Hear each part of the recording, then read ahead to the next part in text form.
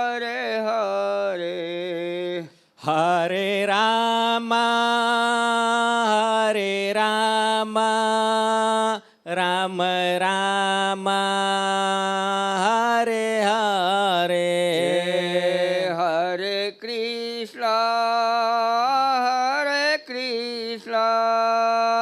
कृष्ण कृष्ण हरे हरे हरे कृष्ण कृष्ण कृष्ण हरे हरे हरे राम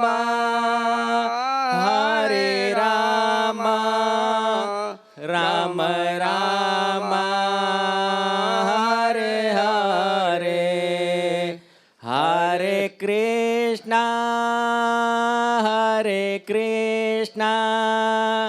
कृष्ण कृष्ण हरे हरे बोलिए वृंदावन बिहारी लाल की जय। मुखे ते तांबूलम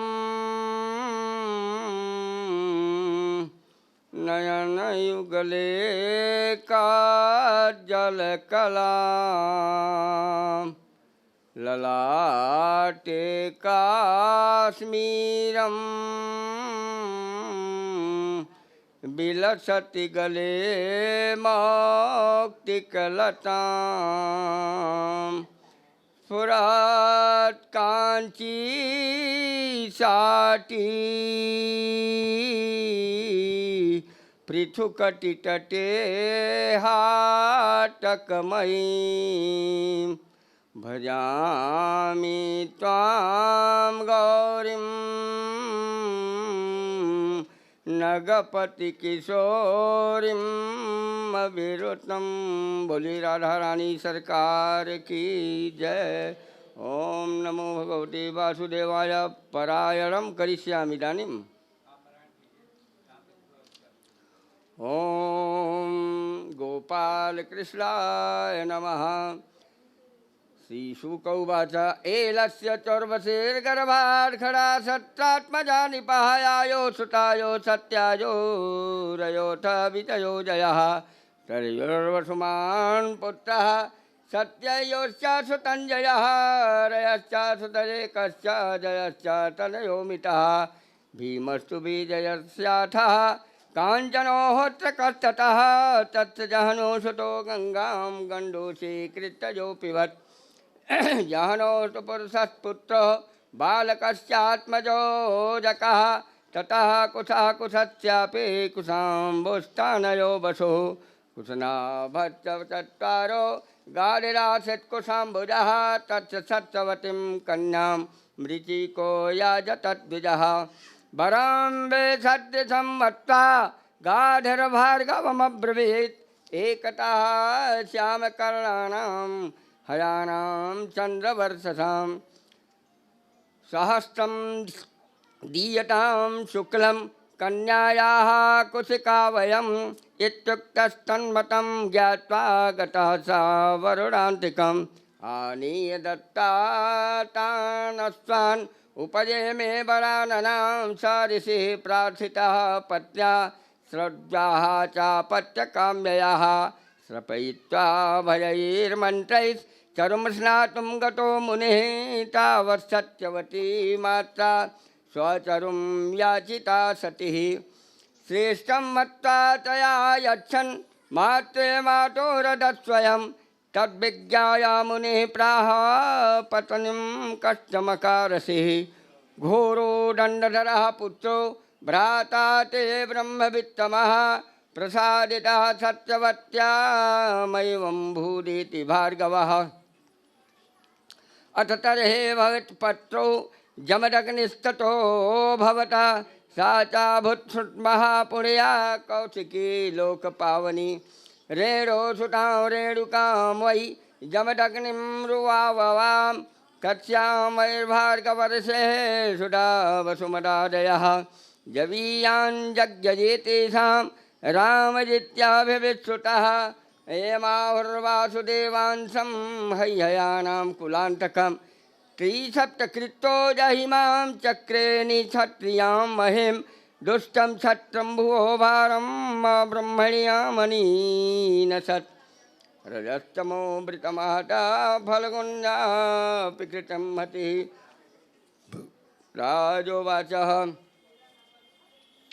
किं तदङ्घो भगवतो राजन्यैरजितात्मभिः कृतं येन कुलमनष्टं क्षत्रियाणामभिक्षरसः श्रीशुकोवाच हैहयानामधिपतेरर्जुनः क्षत्रियर्षभः दत्तं नारायणस्यंस्यां समाराध्य परिकर्मभिः बाहुं दशशतं लेभे दुर्धर्षत्वं मरातिषुः अव्याहजन्द्रियौजासे तेजो वीर्ययशो बलं योगेश्वरत्वमैश्वर्यं गुणायत्राणिमादयः चचाराव्यागतगातर्लोकेश्वरो पावनोजतः श्रीरत्नैरावृतः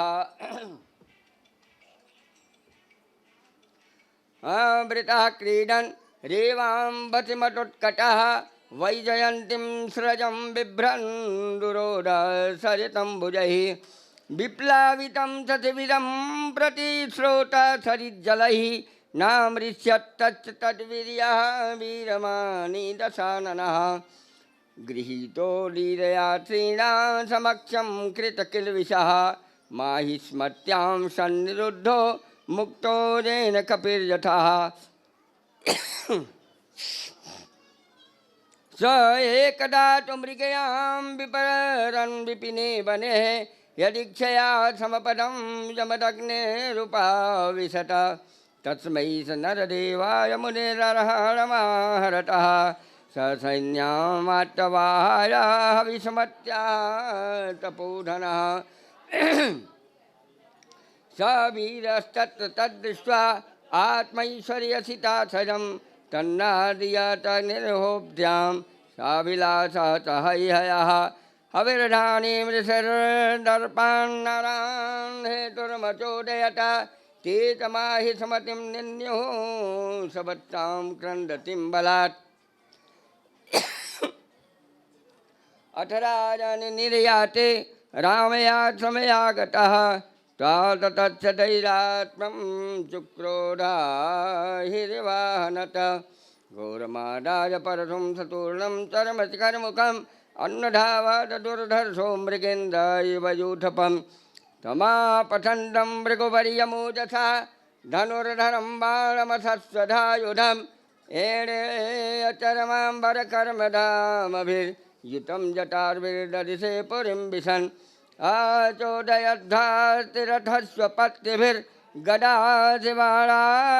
आचोदयद्धातिरथस्वपत्तिभिर्गदादिवाराट्शतग्निशक्तिभिः आक्षौहिरे सप्तदशातिभिः सदास्तारामयेको भगवान् सूदयत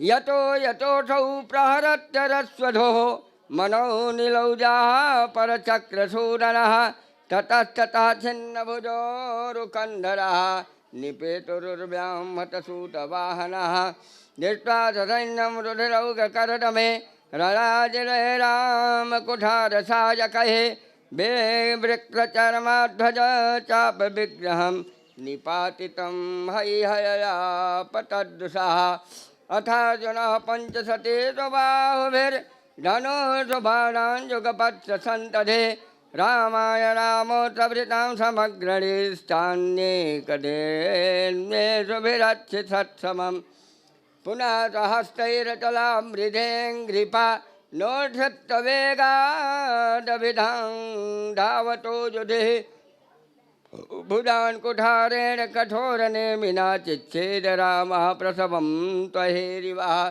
कृतबाहो शिरस्तस्य गृहसिंहमिवाहरता हते पितरि तत्पुत्रायायुतं तद्रुवुर्भयात् अग्निहोत्रिमुपावर्त्य सवत्सां परवीरः समुपेत्याश्रमं पित्रे परिक्लिष्टां समर्पयत स्वकर्मं तत्कृतं रामः पित्रे भ्रातृभ्य एव च वर्णयामास तत्श्रुत्वा जमदग्निरभासत राम राम महाबाहो भवान् पापमकारसीत् आवधिन्नारदे वत्सन् सर्वदेवा वयं वृथाः वयं हि ब्राह्मणास्ताता समयार्हतां गताः यथा लोका गुरुर्देवः परमेष्ठ्यामगात् पदं समया रोचते लक्ष्मीर्ब्राह्मी सौरी यथा प्रभा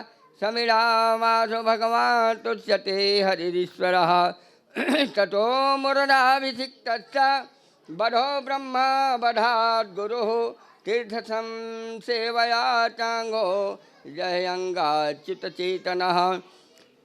श्री कृष्ण गोविंद हरे मुरारे नाथ नारायण वासुदेव। श्री कृष्ण गोविंद हरे मुरारे नाथ नारायण वासुदेव। कल्प सिद्धिरस्तु। बोलिए वृंदावन बिहारी लाल की जय। ओम नमो भगवते वासुदेवाय। गोपाल कृष्णाय नमः। गोवर्धनधारिणे नमः। श्रीशुकौवाच पित्रोपशिक्षितो रामस्तथेति कुरुनन्दनः संवत्सरं तीर्थयात्रां चरित्वा सममाव्रजत्। कदाचित् रेणुकायाता गंगायां पद्ममालिनीं गन्धर्वराजं क्रीडन्तम् अप्सरो विरपश्यतः विलोकयन्तीं क्रीडन्तं मुदकार्थं नदीं गतः। हेमबेलां तु सस्मारा कश्चिन्चित्तरथस्पृहा कालात्ययं तं विलोक्य मुनेः शापविशङ्कितः आगत्य कालसमर्थो पुरोधाय कृताञ्जलिः। व्यभिचारं मुनिर्ज्ञात्वा पत्न्या प्रकोपितो ब्रवीत् घ्नातैनां पुत्रका पापं मित्युक्तास्तेन चक्रे। रामः संचोदितः पिता भ्रातृमात्रा सह वधेत् प्रभावज्ञो मुने सम्यक् सदा समाधेस्तत्पश्च सः वरेरच्छन्दयामासः प्रीतः सत्यवती सुतः बभ्रे हतानां रामोऽपि जीवितं च स्मृतिं वधे। उपस्थुते कुशलिनो निद्रापायैवाञ्जसः पितुर्विद्वांस्तपो वीर्यं रामश्चक्रे सुहृद्धनम्। ये अर्जुनस्य सुता राजन् स्मरन्तः सा पितुर्वधं रामवीर्यपराभूताः लेभिरे शर्म न क्वचित्। एकदा समतो रामे स्वभ्रातारिवनं गते वैरं सीसाद्य विषये लब्धचिद्दा उपागमन्। दृष्टान्यग्नकारयाधीनम् आवेशितधियं मुनिं भागवत्युत्तमश्लोके जग्नुस्ते पापनिश्चयाः। याच्यमाना कृपणयाः राममात्रातिदारुणः प्रासह्यसेरवुत्कृत्य नित्युष्टे छत्रबन्धवः।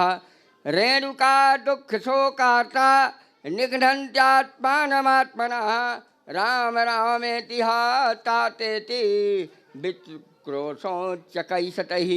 सती तदुपत्सृतो रथो हा रामेत्यातवत्स्वनन् त्वरया सममासाद्य ददृशे पितरं हतं। तद्दुःखचोरोधामर्षार्थिन् शोकवेगविमोहितः हातात साधो धर्मिष्ठः त्यक्त्वा स्मान् स्वर्गतो भवान्। विलप्यैवं पितुर्देहं निधाय भ्रातृसोत्स्वयं प्रगृह्य परशुं रामः क्षत्रान्ताय मनोदधे।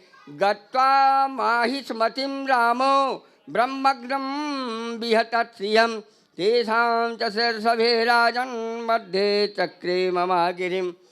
तद्रक्तेन नदीं घोरां ब्रह्मण्य भयावहां हेतुं कृत्वा पितृवधं छत्रे मङ्गलकारिणीः। त्रिशतकृत्तः पृथिवीं कृत्वा निक्षत्रियां प्रभो समन्तापश्चक्रमे शोणितो दान्हितान् नृपः। पितुः कायेन सन्धायः शिरः आदाय वरेशिः सर्वदेवमयं देवम् आत्मानम् अजयन्मखैः। ददौ प्राचीं दिशं होत्रे ब्रह्मणे दक्षिणां दिशम् अध्वर्ये प्रतीचिं वै उद्गात्रे उत्तरां दिशम्। आग्नेभ्यो वान्तरदिशः कच्छपाय च मध्यमः आर्यावर्तमुपदृष्टि सदस्येभ्यस्ततः परं ततश्चावभृतस्नानं विधूताशेषकिल्बिषः सरस्वत्यां ब्रह्मनद्यां रेजे व्यभ्रायिमान् शुभान् स्वदेहं जामदग्निस्थो लब्ध्वा संज्ञानलक्षणं ऋषियां मण्डले शोभो सप्तमो रामपूजितः जामदग्नोऽपि भगवान् रामः कमललोचनः आगमिष्यन्तरे राजन् वर्तयिष्यन्ति वै बृहत् आते अद्यापि माहेन्द्राद्रौ न्यस्तदण्डः प्रशान्तधे उपगीयमानचरितः सिद्धगन्धर्वचारणैः एवं भृगसु विश्वात्मा भगवान् हरिरीश्वरः अवतीर्य परं भारं वुवोहन् बहुशो नृपान् गाधेरभुन्महातेजा समिद्भः इव पावकः तपसा पुण्यभागेन छात्रमुत्सृज्य यो लेभे ब्रह्मवर्चसं विश्वामित्रस्य चैवासन् पुत्रा एकाशतं नृपः मध्यमस्थो मधुच्छन्दः मधुच्छन्दसैव ते पुत्रं कृत्वा सुनः शेषं देवरातं च भार्गवम् आजीगर्तं सुतानाः ज्येष्ठये सा प्रकल्प्यतां यो वै हरिश्चन्द्रमखे विक्रीतः पुरुषः पशो स्तुत्वा देवान् प्रदेशादीन् मुमुचे पाशबन्धनात् यो रातो देवयजने देवैर्गाधीसुतापसः देवरातयति ख्यातः सुनः शेषः स भार्गवः ये मधुच्छन्दसो ज्येष्ठाः कुशलं मे निरेन तत् असपत्तान् मुनिः क्रुद्धो म्लेच्छा भवत दुर्जनः सहोवाच मधुच्छन्दः सार्धं पञ्चाशतः ततः यन्नो भवान् सञ्जानीते तस्मिन् तिष्ठामहे वयं ये सम्मन्त्रदिशं चक्रुस्त्वामवञ्चो वयं स्महे विश्वामित्रः सुराणाः वीरवन्तो भविष्यतः यमानं यन्नुगृह्णन्तो वीरवन्तामकर्तमाम् एतवः कुशिका वीरो देवरातस्त्वमन्वितः अन्ये चाष्टाकहारेता ददत्क्रतुमदायतः एकं कौशिकगोत्रं तु विश्वामित्रैः पृथग्विधं प्रवरान्तरमापन्नं तद्भिचैवं प्रकल्पितं श्रीकृष्ण गोविंद हरे मुरारे हे नाथ नारायण वासुदेव श्रीकृष्ण गोविंद हरे मुरारे हे नाथ नारायण वासुदेव यजमानस्य संकल्पसिद्धिरस्तु नवमस्कंदे षोडशः बोलिए वृंदावन बिहारी लाल की जय।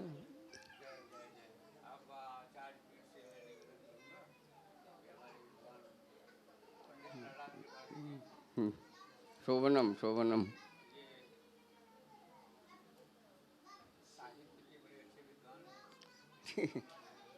सारे विद्वान बहुत अच्छे हैं। आम आम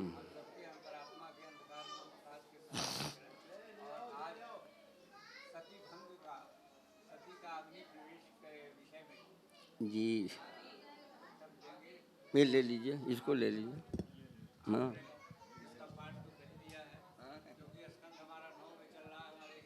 हाँ 16वां अध्याय हम पूरा किए हैं। षोडशम जातम परिपूर्णम जातम षोडशम।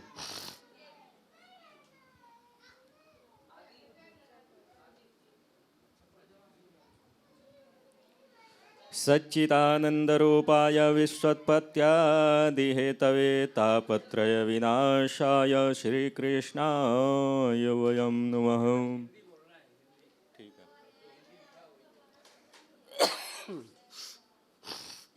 प्रेम से बोलिए राधा कृष्ण भगवान की जय।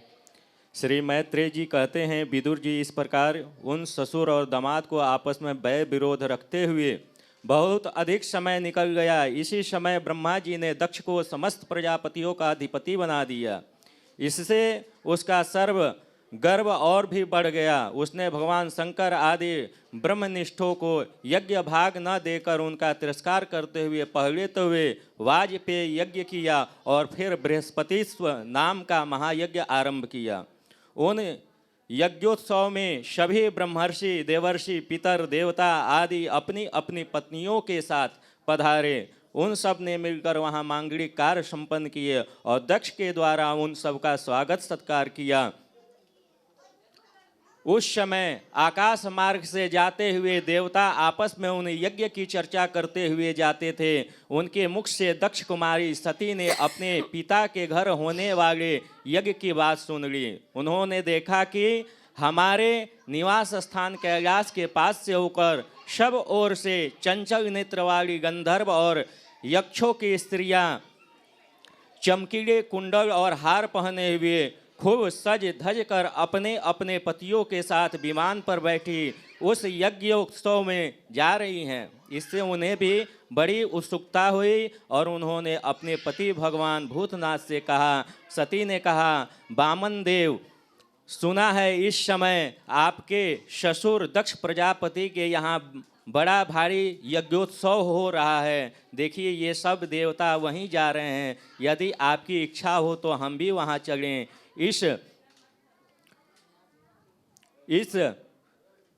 समय अपने आत्मीयों से मिलने के लिए मेरी बहनों ने भी अपने अपने पतियों सहित वहाँ अवश्य आएंगी। मैं भी चाहती हूँ कि आपके साथ वहाँ जाकर पिता के दिए हुए गहने, कपड़े आदि उपहार स्वीकार करूं। वहां अपने पतियों से सम्मानित बहनों, सम्मानित मौसियों और जननी को देखने के लिए मेरा मन बहुत दिनों से उत्सुक है। कल्याण में इसके सिवा वहां महर्षियों की रचा हुआ श्रेष्ठ यज्ञ भी देखने को मिलेगा।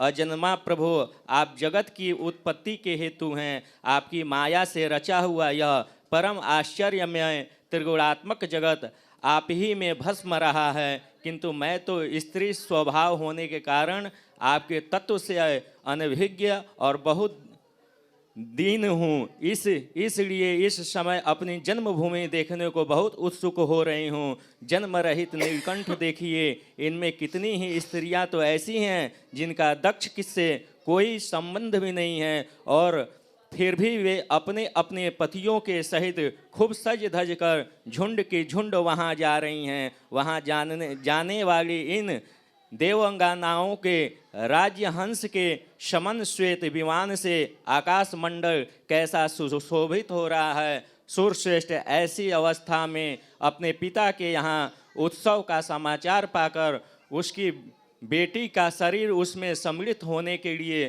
क्यों न छटपटाएगा। पति, गुरु और माता पिता आदि सुहृदों के यहाँ तो बिना बुलाए भी जा सकते हैं। अतः देव, आप मुझ पर प्रसन्न हो। आपको मेरी यह इच्छा अवश्य पूर्ण करनी चाहिए। आप बड़े करुणामय हैं, तभी तो परम ज्ञानी होकर भी मुझे अपने आधे अंग भाग में स्थान दिया है। अब मेरी यह याचना पर ध्यान देकर मुझे अनुग्रहित कीजिए। श्री मैत्रेय जी कहते हैं, प्रिया, सती जी के इस प्रकार प्रार्थना करने पर अपने आत्मीयों का प्रिय करने वाले भगवान शंकर को दक्ष प्रजापति के उन मर्म भेदी दुर्वचन रूप बाणों का स्मरण हो आया जो उन्होंने समस्त प्रजापतियों के सामने कहे थे। तब वे हंसकर बोले। भगवान शंकर ने कहा, सुंदरी, तुमने जो कहा कि अपने बंधु जन के यहाँ बिना बुलाए भी जा सकते हैं तो ठीक है, अच्छी बात है, किंतु ऐसा तभी करना चाहिए जब उनकी सृष्टि अतिशय प्रबल देहाभिमान से उत्पन्न हुए मद और क्रोध के कारण द्वेष दोष से युक्त न हो गई हो। विद्या, तप, धन, सुदृढ़ शरीर, युवावस्था और उन कुल, ये 6 सत्पुरुषों तो गुण हैं, परंतु नीच पुरुषों में ये भी अवगुण आते हैं, क्योंकि इनमें उनका अभिमान बढ़ जाता है और दृष्टि दोष युक्त हो जाता है एवं विवेक सहित नष्ट हो जाती हैं। इसी कारण वे महापुरुषों का प्रभाव नहीं दे पाते हैं। इससे जो अपने यहाँ आए हुए पुरुषों को कुटिल बुद्धि से भौं चढ़ाकर रोष भरी दृष्टि से देखते हैं, उन अव्यक्त वस्तित चित्त लोगों के यहाँ ये हमारे बांधव हैं, ऐसा समझकर कभी नहीं जाना चाहिए। देवी शत्रुओं के बाणों से बिंद जाने पर भी ऐसी व्यथा नहीं होती जैसी अपने कुटिल बुद्धि स्वजनों के कुटिल वचनों से होती है, क्योंकि बाणों से शरीर छिन्न भिन्न हो जाने पे तो जैसे तैसे निद्रा आती है, किंतु कुवाक्यों से मर्म स्थान विद्ध हो जाने पर जो मनुष्य हृदय की पीड़ा से दिन रात बेचैन रहता है, सुंदरी अवश्य ही मैं यहाँ जानता हूँ कि तुम परमोन्नति को प्राप्त हुए हो, दक्ष प्रजापति को अपनी कन्याओं में सबसे अधिक प्रिय हो, तथापि मेरी आश्रिता होने के कारण तुम्हें अपने पिता से मान नहीं मिलेगा, क्योंकि वे मुझसे बहुत जलते हैं। जीव की चित्तवृत्ति के साक्षी अहंकार शून्य महापुरुषों की समृद्धि देखकर जिसके हृदय में संताप्त और इंद्रियों में व्यथा होती है, वह पुरुष उनके पद को तो सुगमता से प्राप्त कर नहीं सकता।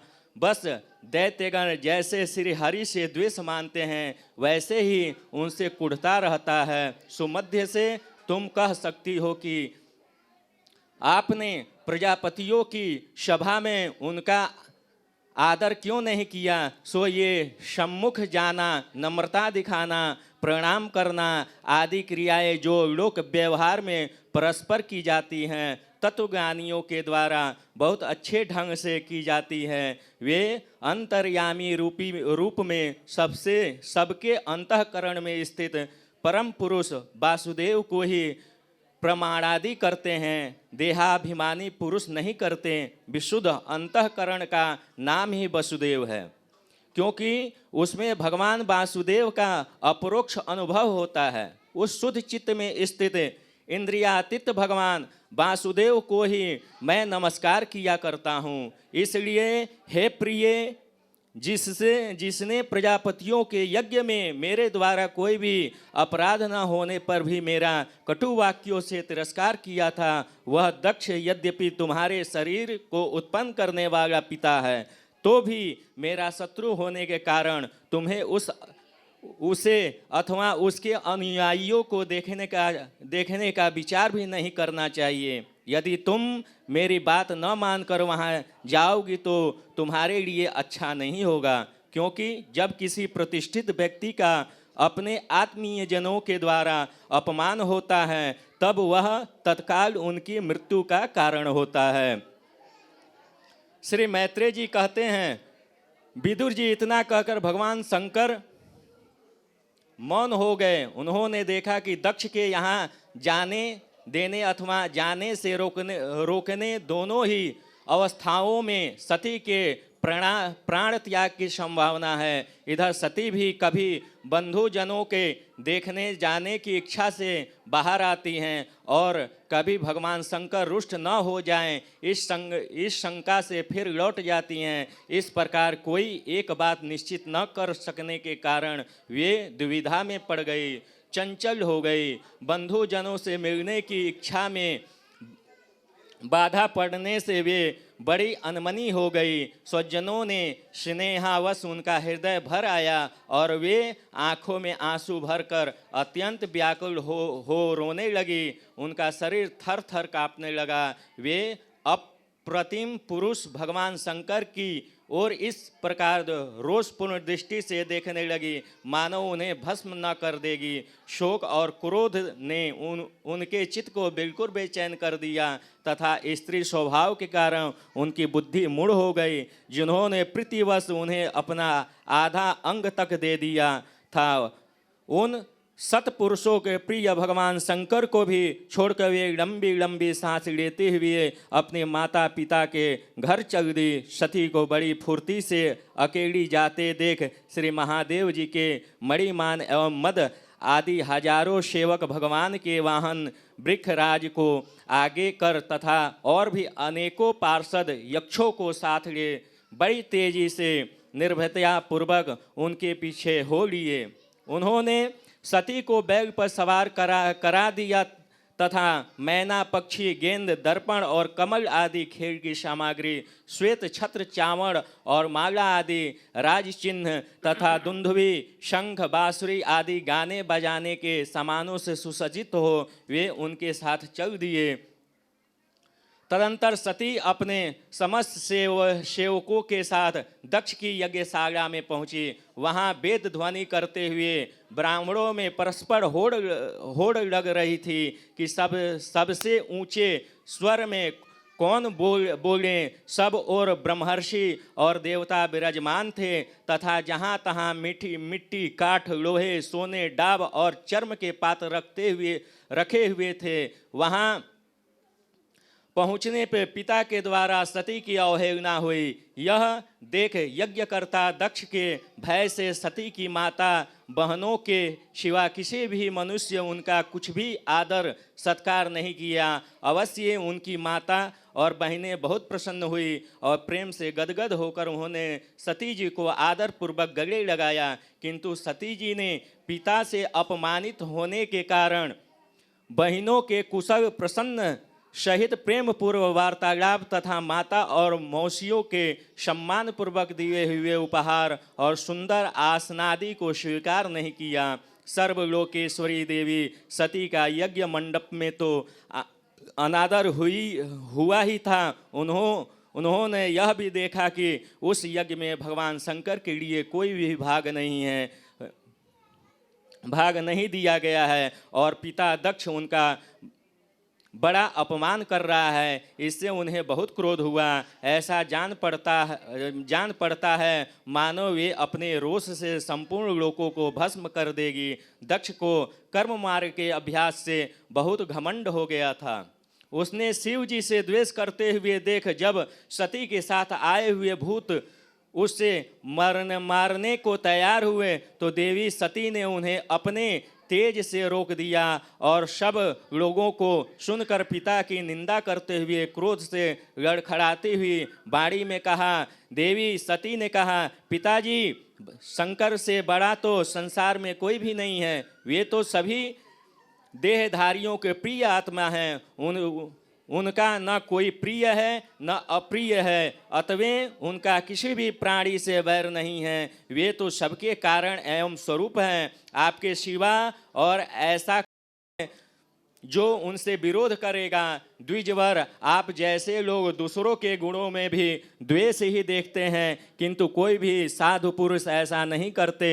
जो लोग द्वेष देखने की बात तो अलग रही, दूसरे के थोड़े से गुणों को भी बड़े रूप से देखना चाहते हैं, वे सबसे श्रेष्ठ हैं। खेद है कि आपने ऐसे महापुरुषों पर भी दोषारोपण ही किया जो दुष्ट मनुष्य इस स्वरूप जड़ शरीर को भी आत्मा मानते हैं। वे यदि ईर्ष्या व सर्वदा ही महापुरुषों की निंदा करें तो यह कोई आश्चर्य की बात नहीं है, क्योंकि महापुरुष तो उनकी ही चेष्टा पर कोई ध्यान नहीं देते, परंतु उनके चरणों की भी धूलि उनके इस अपराध को न सहकर उनका तेज नष्ट कर देती है। अतः महापुरुषों की निंदा जैसा जघन्य कारण उन दुष्ट पुरुषों को ही शोभा नहीं देता, जिनका शिव यह तो अक्षरों का नाम प्रसंगवश एक बार भी मुख से निकल जाने पर मनुष्य के समस्त पापों को तत्काल नष्ट कर देता है और जिनकी आज्ञा का कोई भी उल्लंघन नहीं कर सकता। अहो, उन्हीं पवित्र कीर्ति मंगलमय भगवान शंकर से आप द्वेष करते हैं। अवश्य ही आप अमंगल रूप हैं। अरे, महापुरुषों के मन मधुकर ब्रह्मानंदमय रस का पान करने की इच्छा से जिनके चरण कमलों का निरंतर सेवन किया करते हैं और जिनके चरणारविंद सकाम पुरुषों के उनके भी अभिष्ट भोग भी देते हैं, उन विश्वबंधु भगवान शिव से आप बैर करते हैं। वे केवल नाम मात्र के शिव हैं। उनका वेश अशिव रूप, अमंगल रूप हैं। इस बात को आपके सिवा दूसरे कोई देवता असंभवतः नहीं जानते, क्योंकि जो भगवान शिव शमशान भूमि नस्त नरमुंडों की माला, चिता की भस्म, हड्डियां पहने जटा बिखेरे भूत पिचास के साथ शमशान में निवास करते हैं, उन्हीं के चरणों पर से गिरे हुए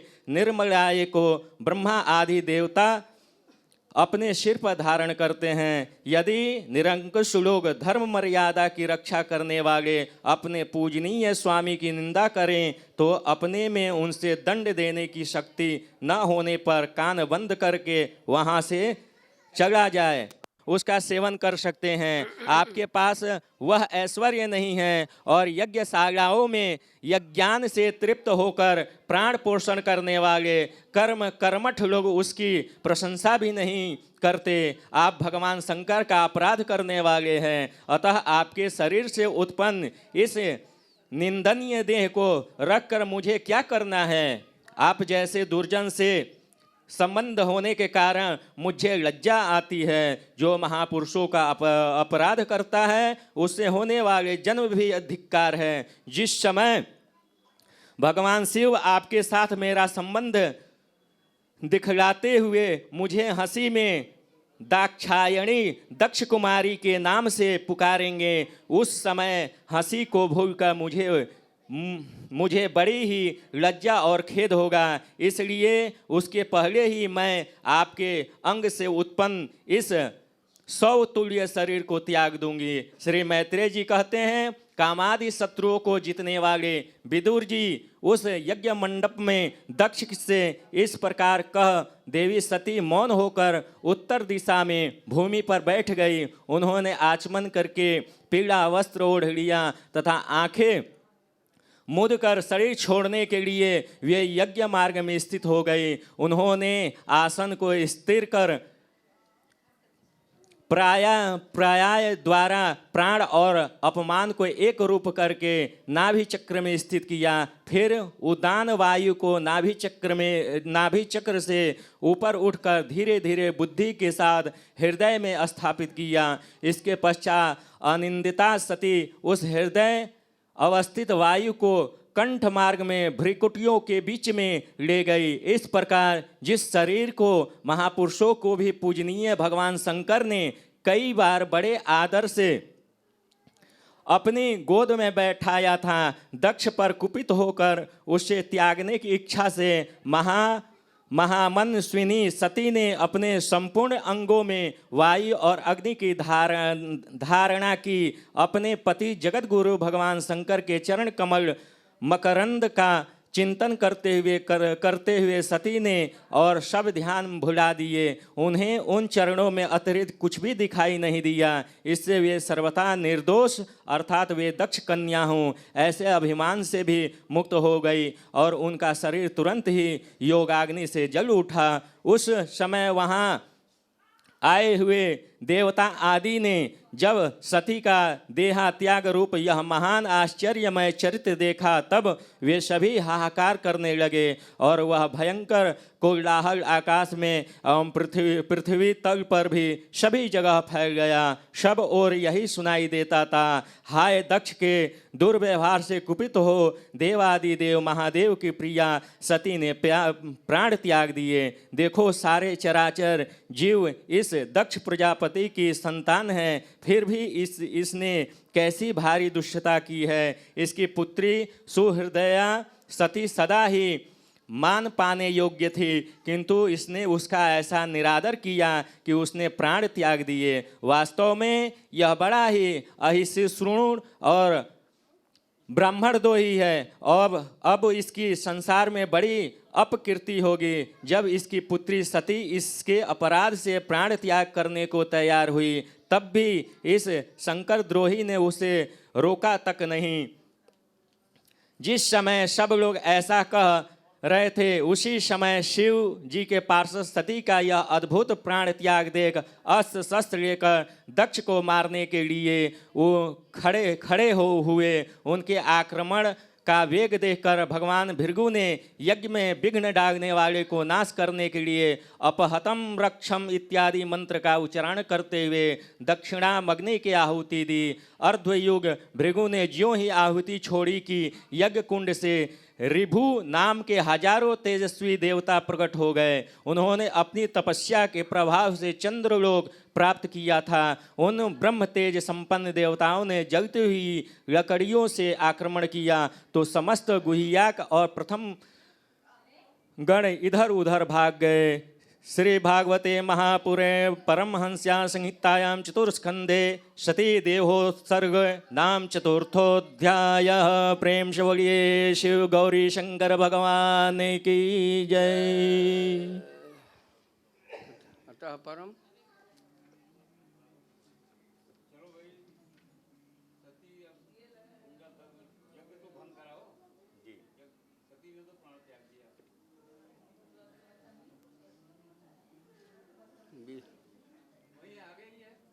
वीरभद्र आएंगे अब।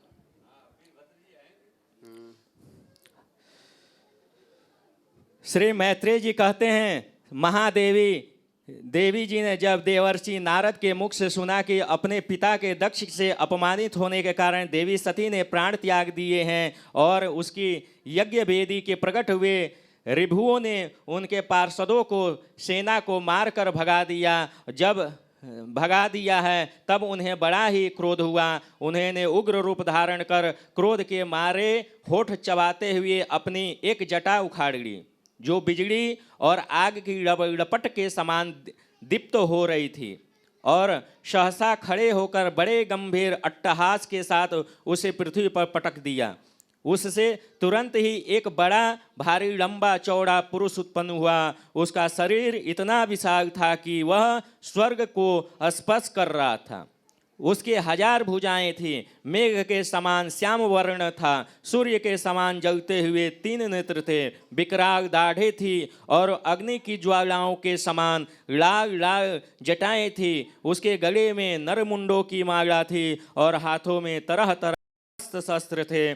जब उसने हाथ जोड़कर पूछा, भगवान मैं क्या करूं, तो भगवान भूतनाथ ने कहा, वीरभद्र तू मेरा अंश है, इसलिए मेरे पार्षदों को अधिनायक बनकर तू तुरंत ही जा और दक्ष तथा उसके यज्ञ को नष्ट कर दे। प्यारे विदुर जी, जब देवादिदेव भगवान शंकर ने क्रोध से भरकर ऐसी आज्ञा दी, तब वीरभद्र उनकी परिक्रमा करके चलने को तैयार हो गए। उस समय उन्होंने ऐसा मालूम होने लगा कि मेरे वेग का सामना करने वाला संसार में कोई नहीं है और मैं बड़े से बड़े वीर का भी वेग सहन कर सकता हूँ। वे भयंकर सिंहनाद करते हुए एक अति कराल त्रिशूल हाथ में लेकर दक्ष के यज्ञ मंडप की ओर दौड़े। उनका त्रिशूल संहारक मृत्यु का भी संहार करने में असमर्थ था। भगवान रुद्र के और भी बहुत से सेवक गर्जना करते हुए उनके पीछे हो लिए। उस समय वीरभद्र के पैरों के नुपुरादि आभूषण झंझन झंझन बजते जाते थे। इधर यज्ञशाला में बैठे हुए ऋत्विज यजमान सदस्य तथा अन्य ब्राह्मण और ब्राह्मणियों ने जब उत्तर दिशा की ओर धूल उड़ती देखी, तब वे सोचने लगे, अरे यह अंधेरा सा कैसे होते आ रहा है, यह धूल कहाँ से छा गई। इस समय न तो आधी ही चल रही है और न कहीं लुटेरे ही सुने जाते हैं, क्योंकि अपराधियों को कठोर दंड देने वाला राजा प्राचीन वहीर अभी जीवित हैं। अभी गौओं के आने का समय भी नहीं हुआ, फिर यह धूल कहाँ से आई। क्या इसी समय संहार का प्रयोग तो नहीं होने वाला है। तब दक्ष पत्नी प्रसूति एवं अन्य स्त्रियों ने व्याकुल होकर कहा, प्रजापति दक्ष ने अपनी सारी कन्याओं के सामने बेचारी निरपराध का सती का तिरस्कार किया था। मालूम होता है यह उसकी पाप का फल है, अथवा न हो यह संहार मूर्ति भगवान रुद्र के अनादर का ही परिणाम है।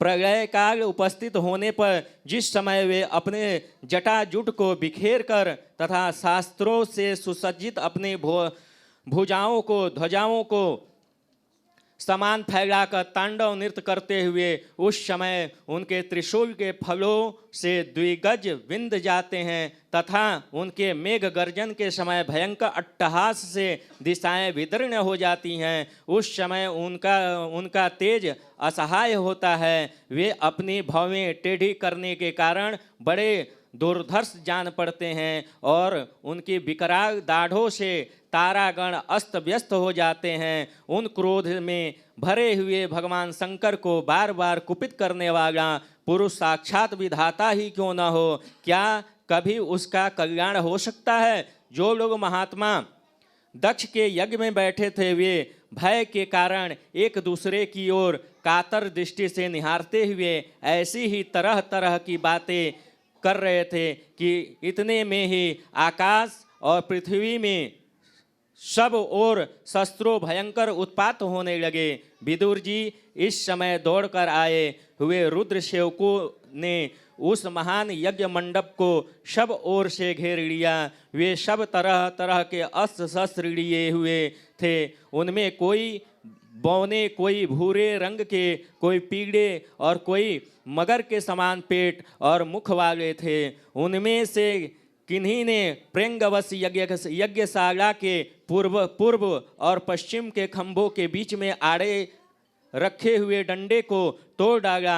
किन्हीं के यज्ञशाला के पश्चिम ओर की ओर स्थित पत्नशाला को नष्ट कर दिया।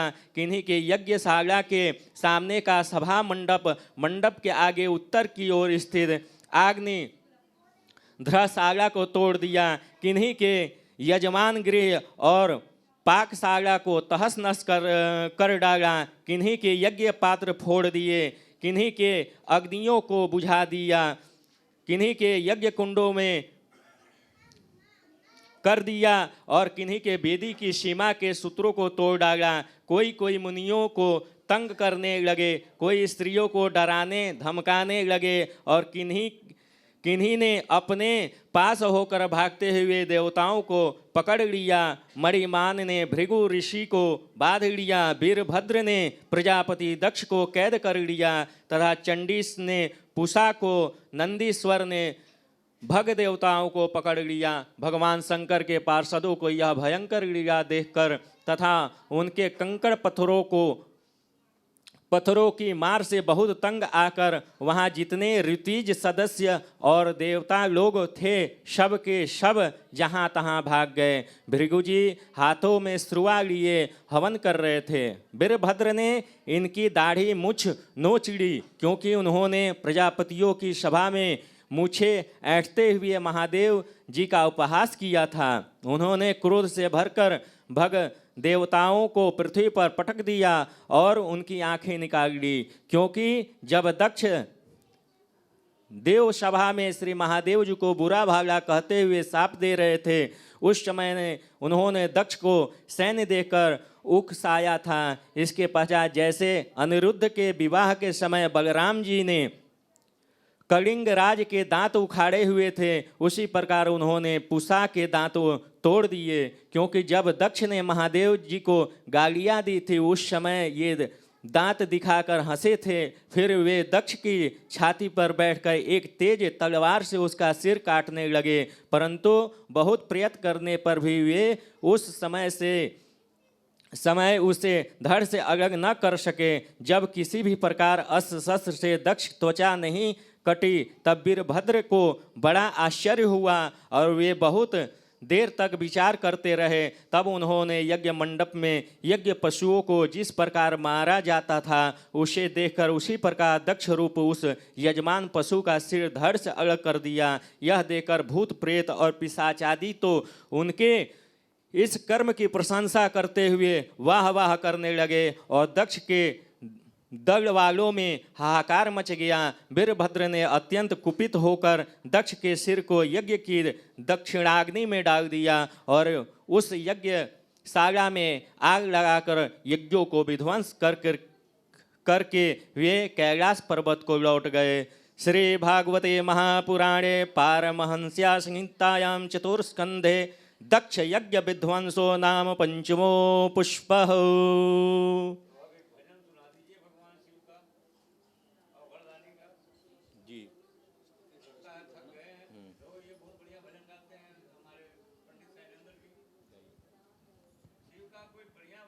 प्रेम से बोलिए भूतेश्वर भोलेनाथ की जय, काशी विश्वनाथ की जय, गोपेश्वरनाथ भगवान की जय। आइए, भगवान हमारे महादेव बड़े ही कृपालु हैं, बड़े दयालु हैं। सदा अपने भक्तों का सदा कल्याण करने वाले हैं, जिनका नाम ही है शिव। और शिव का मतलब होता है कल्याण करने वाला। और शिव का उल्टा होता है वशी। वशी का मतलब जिसकी व्यवस्था सर्वत्र व्याप्त हो, समस्त लोकों में जिसकी व्यवस्था व्याप्त हो, उसे ही शिव कहते हैं, परम कल्याणकारी। जैसा कि अभी आप लोगों को व्यास विरचित इस श्रीमद् भागवत महापुराण के माध्यम से भगवान शिव की जो मंगलमयी कथा है सुन रहे हैं, ऐसे हमारे बाबा इतने कृपालु हैं कि जिनके ऊपर उनकी कृपा हो जाती है उन्हें संपूर्ण आनंद मिल जाता है, क्योंकि वो आनंद को प्रदान करने वाले हैं। आइए उन्हीं भगवान शिव का एक प्यारा सा भजन सुनते हैं। अकाल मृत्यु वो मरे, जो काम करे चंडाल का, काल उसका क्या करे, जो भक्त हो महाकाल का। प्रेम से बोलिए महाकालेश्वर भगवान की। अरे चांदी जैसा रूप है तेरा, कैसा है बाबा का शरीर, कर्पूर गौरम करुणावतारम संसार सारम भुजगेंद्रहारम सदा वसंतम हृदयारविंदे भवम भवानी सहितम नमामि। ऐसे बाबा जिनका शरीर कर्पूर के समान है, जिनका कंठ विष पीने के कारण नीला हो चुका है, जिनका नाम है नीलकंठ, ऐसे महादेव भगवान की कृपा जिसके ऊपर होती है उसको सर्वत्र मिल जाता है, और जिसके ऊपर उसकी कृपा नहीं होती उसकी वही हाल होती है जैसा कि आज दक्ष महाराज का हुआ है। सिर कट गया, उनका जग विध्वंस हो गया, सारी बनी बनाई व्यवस्था रोगान शेषान पहंस तुष्टा रुष्टा तुकामान सकलान अभिष्टान त्वमाश्रितानाम न विपत् नराणाम त्वमाश्रिताम ह्यश्रयताम प्रयांति। जिसके जीवन में भगवान शिव की कृपा होती है उसके जीवन में तो किसी प्रकार की आपत्ति विपत्ति होती नहीं, अपितु वो कईयों को आश्रय देने वाला हो जाता है। तो उसी भगवान के स्वरूप का मंगल वर्णन है। कहते हैं अरे चांदी जैसा रूप है तेरा, सोने जैसे बाल, चांदी जैसा रूप है तेरा, सोने जैसे बाल, एक तू ही धनवान है भोले बाबा, बाकी सब कंगाल। एक तू ही धनवान है भोले बाबा, बाकी सब कंगाल। चांदी जैसा रूप है तेरा, सोने जैसे बाल, चांदी जैसा रूप है तेरा, सोने जैसा बाल, एक तू ही धनवान है भोले बाबा, बाकी सब कंगाल। एक तू ही धनवान है भोले बाबा, बाकी सब कंगाल। हो लड्डू पेड़ा तुझे न भाए, भाए भांग का गोला, लड्डू पेड़ा तुझे न भाए, भाए भांग का गोला। हो लड्डू पेड़ा तुझे न भाए, भाए भांग का गोला। भांग में हरदम मस्त रहे हैं हो, तेरी कृपा जिसे मिल जाए हो जाए माला माल, तेरी कृपा जिसे मिल जाए हो जाए माला माल। एक तू ही धनवान है भोले बाबा, बाकी सब कंगाल। एक तू ही धनवान है भोले बाबा, बाकी सब कंगाल। चांदी जैसा रूप है तेरा, सोने जैसे बाल। चांदी जैसा रूप है तेरा, सोने जैसे बाल। एक तू ही धनवान है भोले बाबा, बाकी सब कंगाल। एक तू ही धनवान है भोले बाबा, बाकी सब कंगाल। एक तू ही धनवान है भोले बाबा, बाकी सब कंगाल। प्रेम से बोले भूतेश्वर भोलेनाथ की जय, जय। भक्त वत्सल भगवान की जय। तदग्रे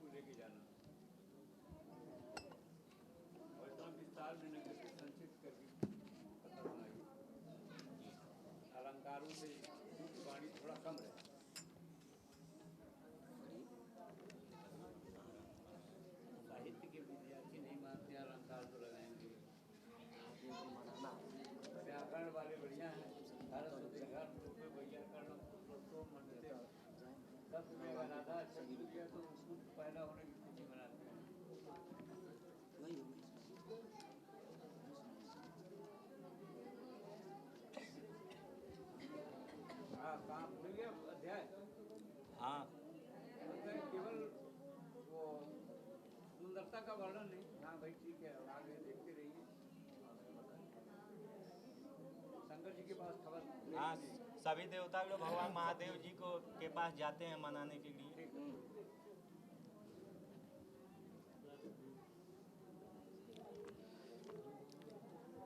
प्रेम से बोलिए गौरी शंकर भगवान की जय। श्री भागवत महापुराण की जय। श्री मैत्रेय जी कहते हैं, विदुर जी, इस प्रकार जब रुद्र के सेवकों ने समस्त देवताओं को हरा दिया और उनके संपूर्ण अंग प्रत्यंग भूत प्रेतों के त्रिशूल, पट्टिस, खड्ग, गदा, परिघ और मुदगर आदि आयुधाओं से छिन्न भिन्न हो गए, तब वे ऋत्विज सदस्यों के सहित बहुत ही डर कर ब्रह्मा जी के पास पहुँचे और प्रणाम करके उन्हें सारा वृत्तांत सुनाया।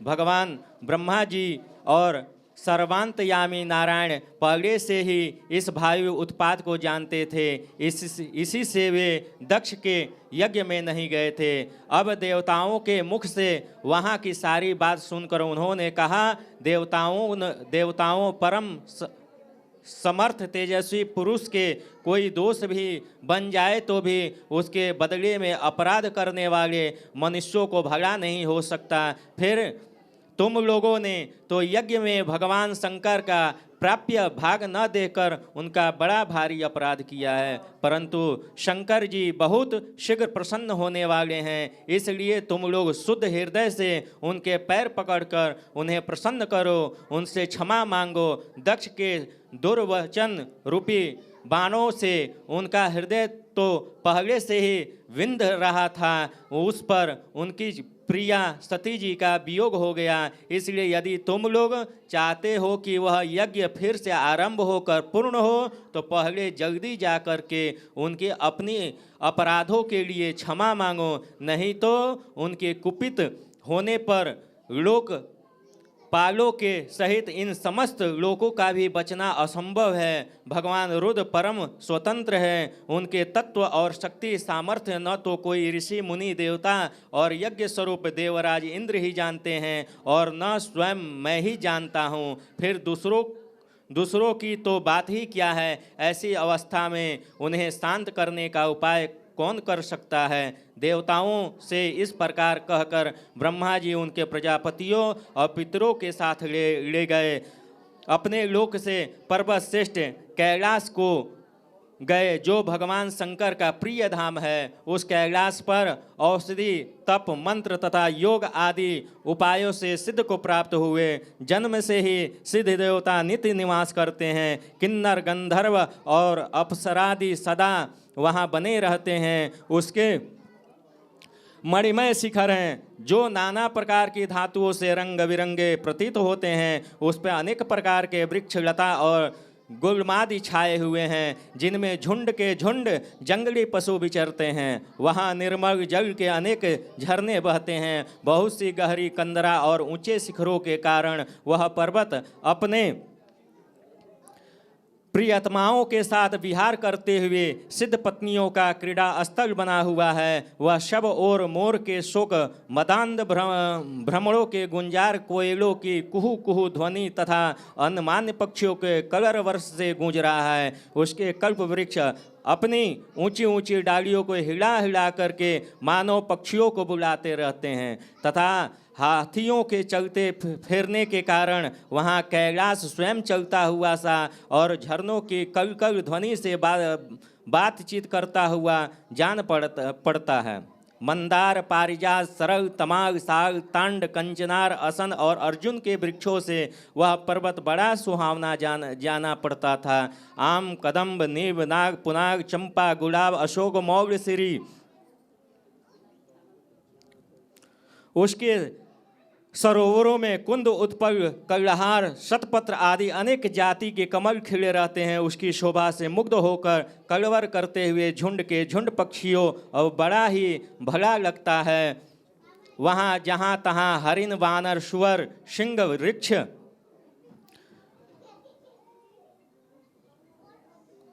नंदा नाम की नदी बहती है, जिसका पवित्र जल देवी सती के स्नान करने से और भी पवित्र एवं सुगंधित हो गया। भगवान भूतनाथ के निवास स्थान उस कैलाश पर्वत की ऐसी रमणीयता देख करके देवताओं को बड़ा आश्चर्य हुआ। वहाँ उन्होंने अलका नाम की एक सुरमय, पूरी और सौगंधिक वन देखा, जिसमें सर्वत्र सुगंध फैलाने वाले सौगंधिक नाम के कमल खिले हुए थे। उस नगर के बाहर की ओर नंदा और अलकनंदा नाम की दो नदियां हैं। वे तीर्थपाद श्री हरि चरण रज के संयोग से अत्यंत पवित्र हो गई। विदुर जी उन नदियों में रति विलास से थकी हुई देवांगनाएं अपने अपने निवास स्थान से आकर जल क्रीड़ा करती है और उसके प्रवेश कर अपने प्रियतमों पर जल उछलती है। स्नान के समय उनका तुरंत लगाया हुआ कुंच कुंकुम धूल जानने से जल पीला हो जाता है और कुंकुमाश्रित जल को हाथी प्यास न होने पर भी गंध के लोभ से स्वयं पीते और अपनी हाथियों को पिलाते हैं। अलकापुरी चांदी, सोने और बहुमूल्य मणियों के सैकड़ों विमान छाए हुए थे, जिनमें अनेक यक्ष पत्नियां निवास करती थी। इनके कारण वह विशाल नगरी बिजली और बादल से छाए हुए आकाश के समान जान पड़ती है। यक्षराज कुबेर की राजधानी उस अलकापुरी को पीछे छोड़कर देवगण सौगंधिक वन में आए। वह वन रंग बिरंगे फल, फूल और पत्तों वाले अनेकों कल्प वृक्षों से सुशोभित था। उसमें कोकिल आदि पक्षियों का कलवर, भौरों का गुंजार हो रहा था तथा राजहंसों के परम प्रिय कमल कुसुम से सुशोभित अनेकों सरोवर थे। वह वन जंगली हाथियों के रगड़ लगने से घिसे हुए हरिचंदन वृक्षों का स्पर्श करके चलने वाली सुगंधित वायु के द्वारा यक्ष पत्नियों को मन को विशेष रूप से मथे डालता था। वालियों की सीढ़ियाँ वैदुर्य मणि की बनी हुई थी, उनमें बहुत से कमल खिले रहते थे। वहाँ अनेकों किंब पुरुष जीव बहलाने के लिए आए हुए थे। इस प्रकार उस वन की शोभा निहारते जब देवगण कुछ आगे बढ़े, तब उन्हें पास ही एक बट वृक्ष दिखाई दिया। वह वृक्ष 100 योजन ऊंचा था तथा उनकी शाखाएं 75 योजन तक फैली हुई थी। उसके चारों ओर सर्वदा अविचल छाया बनी रहती थी, इसीलिए घाम का कष्ट भी नहीं होता था तथा उसमें कोई घोंसला भी न था। उस महायोगमय और मुमुक्षुओं के आश्रयभूत वृक्ष के नीचे देवताओं ने भगवान शंकर को विराजमान देखा। वे साक्षात क्रोधहीन काल के समान जान पड़ते थे। भगवान भूतनाथ श्रीअंग बड़ा ही शांत था। सन्नादित शांत सिद्धगण और शखा यक्ष राक्षसों के स्वामी कुबेर भी उनकी सेवा कर रहे थे। जगतपति महादेव जी सारे संसार के सुहृद हैं, स्नेहवश सबका कल्याण करने वाले हैं। वे लोकहित के लिए ही उपासना, चित्त की एकाग्रता, समाधि आदि साधनों का आचरण करते हैं। संध्याकालीन मेघ की कांति वाले शरीर पर वे तपस्वियों को अभिष्ट चिन्ह, भस्म, दंड, जटा और मृग चर्म एवं मस्तक पर चंद्रकला धारण किए हुए थे। वे एक कुशासन पर बैठे थे और उनके साधु श्रोताओं के बीच में श्री नारद के पूछने से सनातन ब्रह्मा का उपदेश कर रहे थे। उनका बायां चरण दाईं जांघ पर रखा था। वे बायां हाथ बाएं घुटने पर रखे, कलाई में रुद्राक्ष की माला डाले हुए तर्क मुद्रा से विराजमान थे। भगवान शंकर वे युगपट काठ की बनी हुई टेकनी का सहारा लिए एकाग्र चित्र से ब्रह्मानंद का अनुभव कर रहे थे। लोकपालों के सहित समस्त मुनियों के मननशील में सर्वश्रेष्ठ भगवान शंकर को हाथ जोड़कर प्रणाम किया। यद्यपि समस्त देवताओं के अधिपति श्री महादेव जी के चरण कमलों की वंदना करते हैं, तथापि वे श्री ब्रह्मा जी को अपने स्थान पर आया देख तुरंत खड़े हो गए और जैसे वामन अवतार में परम पूज्य विष्णु भगवान कश्यप जी की वंदना करते हैं, उसी प्रकार सिर झुकाकर उन्हें प्रणाम किया है। इस प्रकार शंकर जी के चारों ओर जो महर्षियों सहित अन्य सिद्धगण बैठे थे, उन्होंने भी भगवान जी को प्रणाम किया। सबके नमस्कार कर चुकने पर ब्रह्मा जी ने चंद्रमौली भगवान से, जो अब तक प्रणाम की मुद्रा में ही खड़े थे, हंसते हुए कहा। श्री ब्रह्मा जी ने कहा, हे देव, मैं जानता हूँ आप संपूर्ण जगत के स्वामी हैं, क्योंकि विश्व की योनि शक्ति और उसके बीच शिव से परे जो एक रस ब्रह्मा है वह आप ही हैं। भगवान मकड़ी के समान ही अपने स्वरूप भूत शिव शक्ति के रूप में क्रीड़ा करते हुए लीला से इस संसार की रचना, पालन और संहार करते रहते हैं। आपने ही धर्म अर्थ की प्राप्ति कराने वाले वेद की रक्षा के लिए दक्ष को निमित्त बनाकर यज्ञ को प्रकट किया है। आपकी ही बाधी हुई ये वर्णाश्रम की मर्यादाएं हैं, जिनका नियमनिष्ठ ब्राह्मण श्रद्धापूर्वक पालन करते हैं। मंगलमय महेश्वर, आप शुभ कर्म करने वाले स्वर्ग लोक अथवा मोक्ष प्रदान करते हैं तथा पाप कर्म करने वालों को घोर नरक में डालते हैं। फिर भी किसी व्यक्ति के लिए इन कर्मों का फल उल्टा कैसे हो जाता है?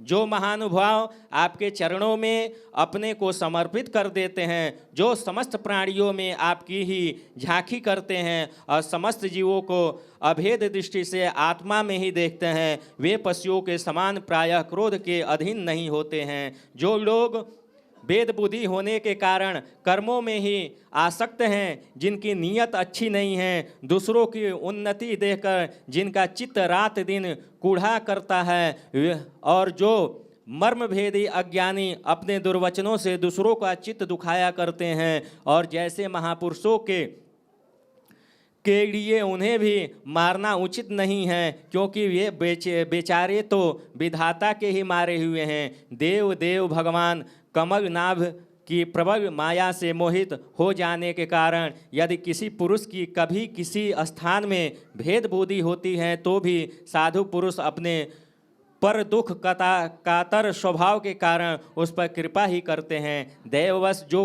कुछ हो जाता है, वे उसे रोकने का प्रयत्न नहीं करते।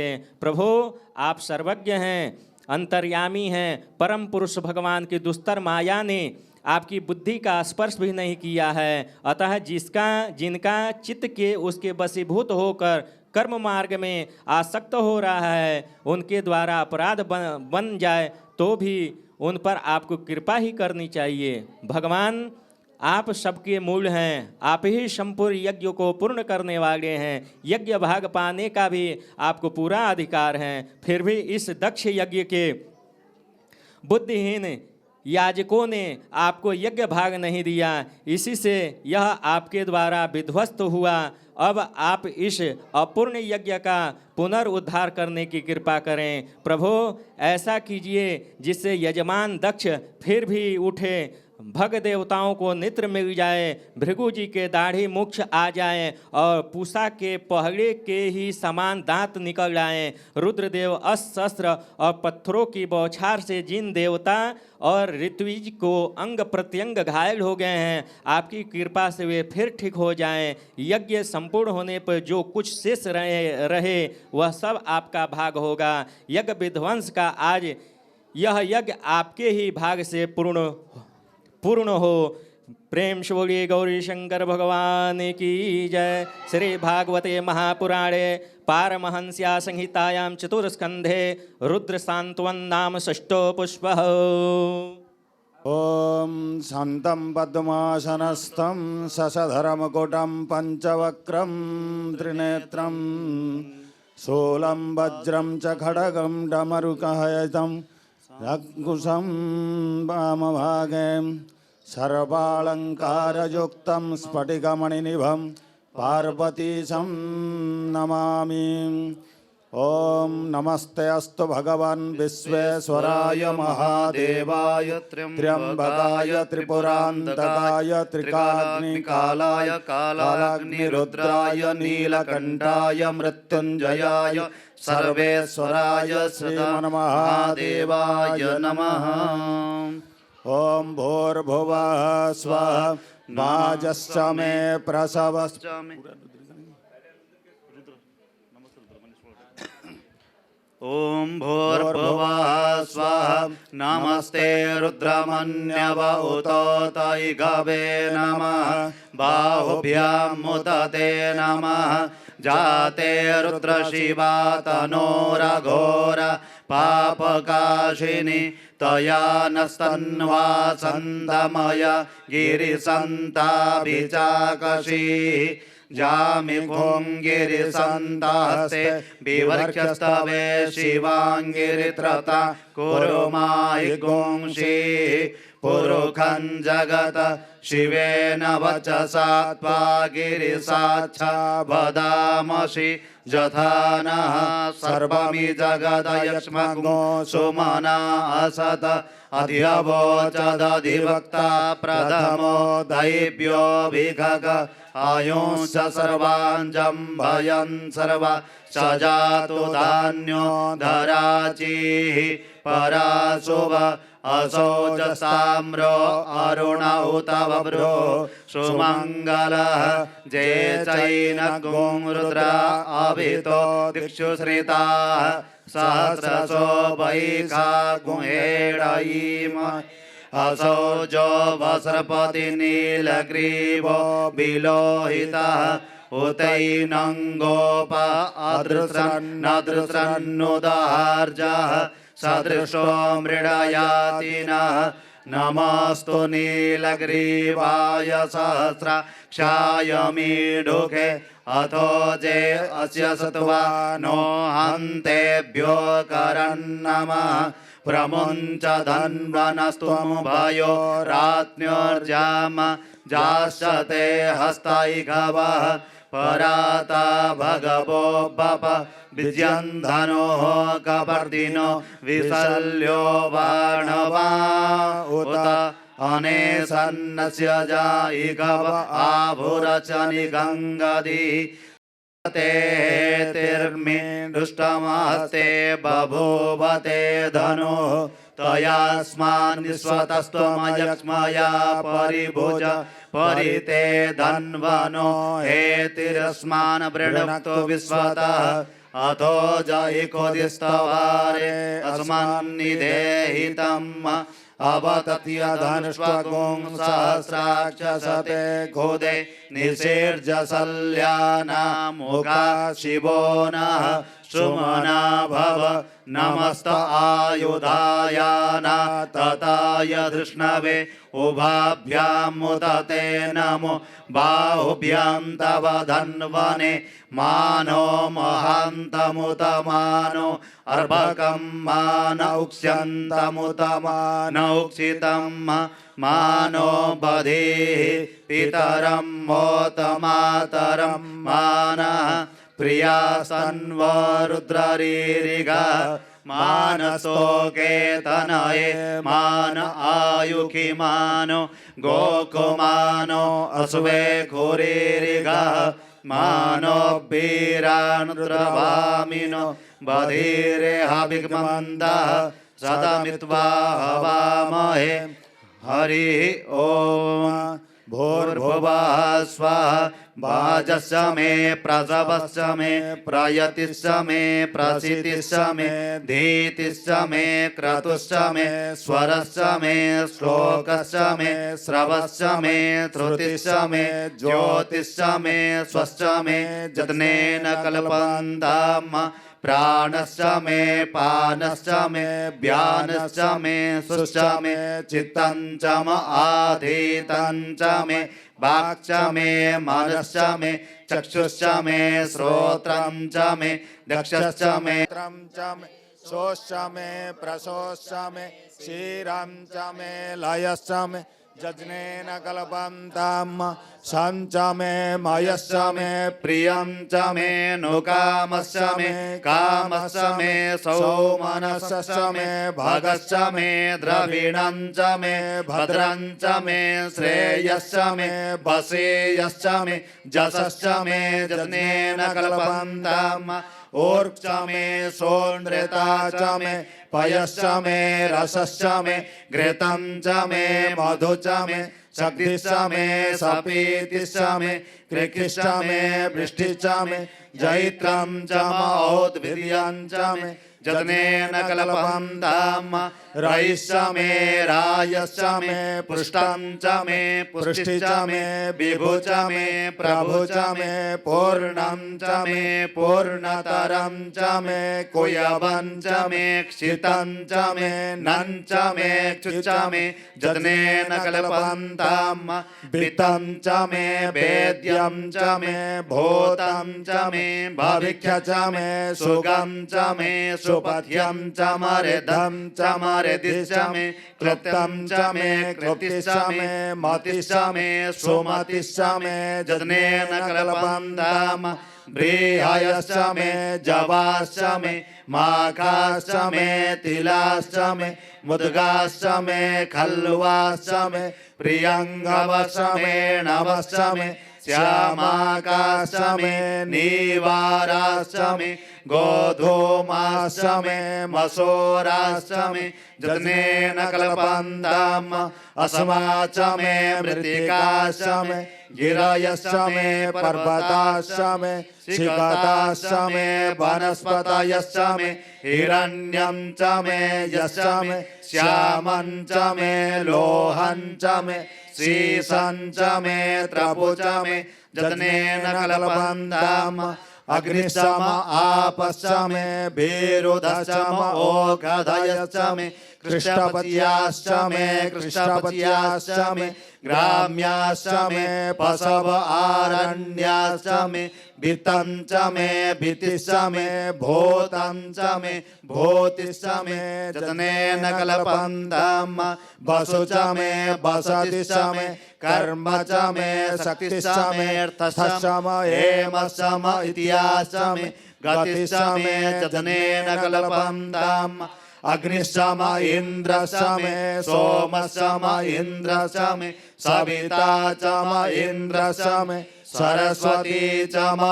इन्द्रश्च मे पूगा च मे इन्द्रश्च मे बृहस्पतिश्च मे इन्द्रश्च मे जतनेन कल्पन्ताम् मित्रश्च मे इन्द्रश्च मे वरुणश्च मे इन्द्रश्च मे दाता च मे इन्द्रश्च मे त्वष्टा च मे इन्द्रश्च मे मरुतश्च मे इन्द्रश्च मे विश्वे च मे देवा इन्द्रश्च मे जतनेन कल्पन्ताम् पृथिवी च मे इन्द्रश्च मे अन्तरिक्षं च मे इन्द्रश्च द्यौश्च मे इन्द्रश्च मे समाश्च मे इन्द्रश्च मे नक्षत्राणि च मे इन्द्रश्च मे दिशश्च मे इन्द्रश्च मे जतनेन कल्पन्ताम् अगुंसुश्च मे रश्मिश्च मे दाभ्यश्च मे धीपतिश्च मे उपागुंसुश्च मे अन्तर्यामश्च मे इन्द्रवायवश्च मे मैत्रा वरुणश्च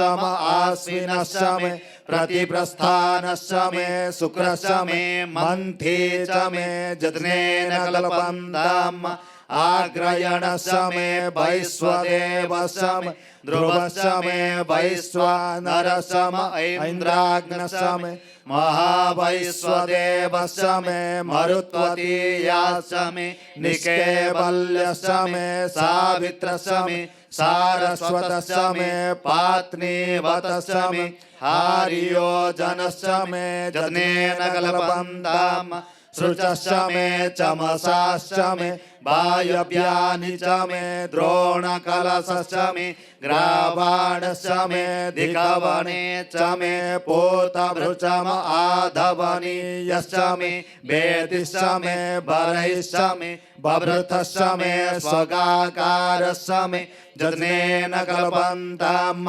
अग्निश्च मे घर्मश्च मे अर्कश्च मे सूर्यश्च मे प्राणश्च मे स्वमेधश्च मे पृथिवी च मे दितिश्च मे दितिश्च मे द्यौश्च मेऽङ्गुलयः चक्वरयो दिशश्च मे जज्नेन कल्पन्ताम् व्रतं च मरेतवश्च मे तपश्च मे संवत्सरश्च मे होरात्रे ओर्वष्टि बृहद्रथं तरे च मे जज्नेन कल्पन्ताम् एका च मे तिस्रश्च मे पञ्च च मे सप्त च मे नव च मे एकादश च मे त्रयोदश च मे पञ्चदश च मे सप्तदश च मे नवदश च मे एकविंशतिश्च मे त्रयोविंशतिश्च मे मे पंचविंशतिश्च मे सप्तविंशतिश्च मे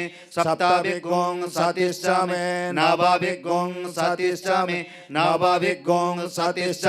एकत्रिंशच्च मे त्रयस्त्रिंशच्च मे जज्नेन कल्पन्ताम् चतस्रश्च मे ष्टौ च मे द्वादश च मे षोडश च मे विंशतिश्च मे चतुर्विंशतिश्च मे षाविंशतिश्च मे द्वात्रिंशच्च मे कर्तृंशच्च मे चत्वारिंशच्च मे चतुश्चत्वारिंशच्च मे अष्टाचत्वारिंशच्च मे जज्नेन कल्पन्ताम् त्रविश्च मे द्वितीयवार्च मे द्वितीयोहि च मे पञ्चाभिच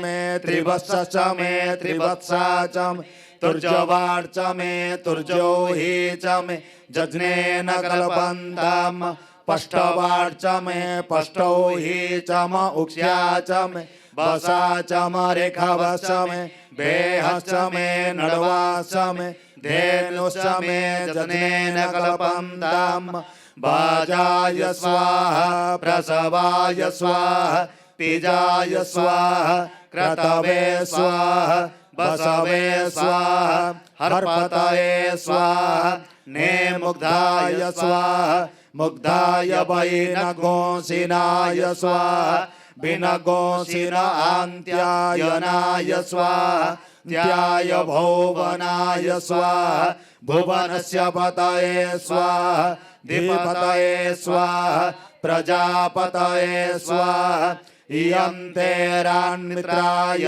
जन्त सिजमन ऊर्जे त्वा वृष्टे त्वा प्रजानां त्वाधिपत्याय आयुर्जज्नेन कल्पताम् प्राणो जज्नेन कल्पताम् चक्षुर्जज्नेन कल्पता गुंश्रोत्रं जज्नेन कल्पता वाक् जज्नेन कल्पता मनो जज्नेन कल्पता आत्मा जज्ञेन कल्पतां ब्रह्मा जज्ञेन कल्पतां ज्योतिर्जज्ञेन कल्पतां गोंसोर्जज्ञेन कल्पतां पृष्ठं जज्ञेन कल्पतां जज्ञो जज्ञेन कल्पतां स्तोमश्च यजुश्च ऋक्च सामश्च बृहद्रथं दरञ्च स्वर्देवा अगन्मामृता अभूम प्रजापतेः प्रजा अभूम वेड्स्वाहा हरि ओम स्वस्ति न इंद्रो वृद्धश्रवाः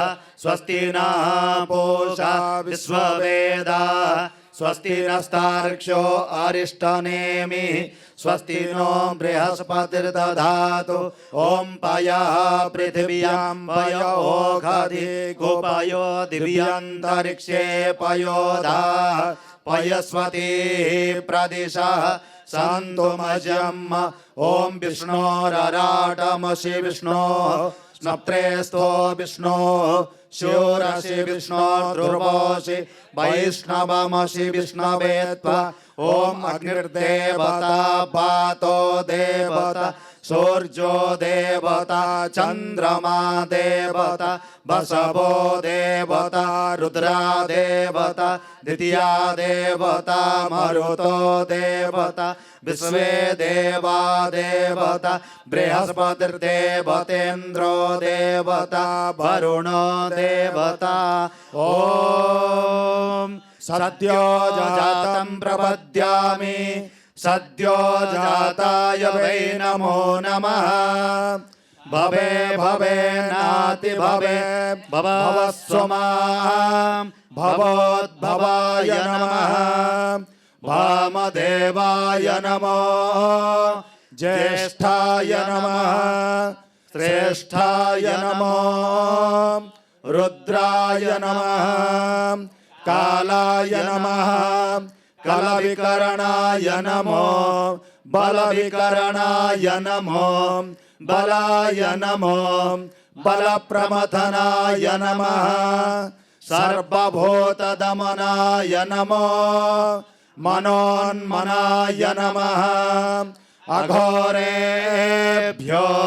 थघोरेभ्यो घोरघोरतरेभ्यः सर्वेभ्यो सर्वेभ्यो नमस्ते अस्तु रुद्ररूपेभ्यः तत्पुरुषाय विद्महे महादेवाय धीमहि तन्नो रुद्र प्रचोदयात् ईशानः सर्वविद्यानां ईश्वरः सर्वभूतानां ब्रह्माधिपतिर्ब्रह्मणो धिपतिर्ब्रह्मा शिवो मे अस्तु सदा शिवो ओम शिवो नामासि स्वधितिस्ते पिता नमस्ते अस्तु मामाहि गोंसि निवर्तयाम्यायुखेनाद्याय प्रजननाय रायस्पोगाय सुप्रजास्त्वाय सुवीर्याय ओम विश्वानि देव सवितुर्दुरितानि पराशुभ जतभतरन्तन्न आशुभ ओम द्योः शान्तिरन्तरिक्षगो शान्तिः पृथिवी शान्तिरापः शान्तिरोषधयः शान्तिः वनस्पतयः शान्तिर्विश्वे देवाः शान्तिर्ब्रह्म शान्तिः सर्वगुण शान्तिः शान्तिरेव शान्तिः सामा शान्तिरेधि ओम सर्वे खाम्वा एक वेदाना गुरसो यत्सामे सर्वे खामे वैनमे तद्वेदाना गुरुसेना विकिंचति ओम शांति शांति शांति चेंजने कृतपर्णगेश्वर मच्युतानलसायकम् क्षेप्रगार्धपुरात्रय त्रिदशालयैरभिवन्दितं चन्द्रशेखरमाश्रये मम किं करिष्यति वै यमम् पञ्चपादपपुष्पगन्धे पदाम्बुजद्वयशोभितां भाललोचनजातपावक दग्धमन्मथ विग्रहम् भस्मदिग्धकलेवरं भवनाशिनं भवमव्ययम् चन्द्रशेखरमाश्रये मम किं करिष्यति वैयमम्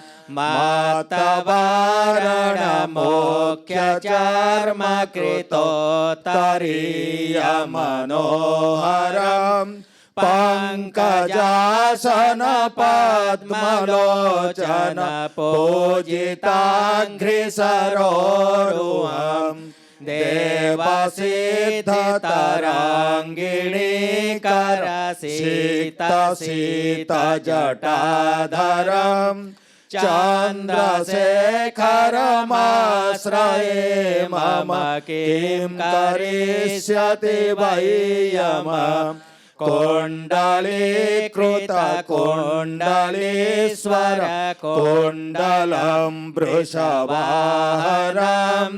नारदादिमुनीश्वरस्तुत वैभवं भुवनेश्वरम्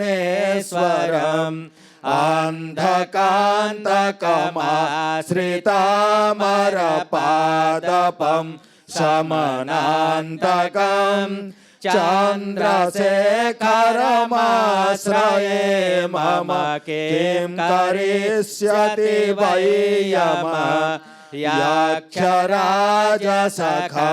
भगाखिहरं भुजङ्गविभूषणम् शैलराजसुत परिष्कृत चारुबामकलेवरम्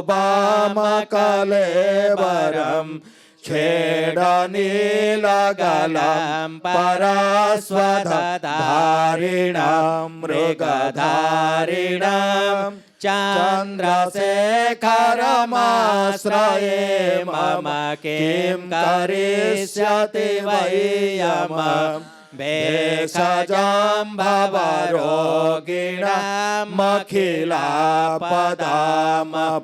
भेषजाम्भवरोगिणामखिलापदामपहारिणां दाक्षयज्ञविनाशिनं त्रिगुणात्मकं त्रिविलोचनं भोक्तिमोक्तिफलप्रदं निखिलाङ्गसङ्गनिर्वर्हणम् चन्द्रशेखरमाश्रये मम किं करिष्यति वैयमम्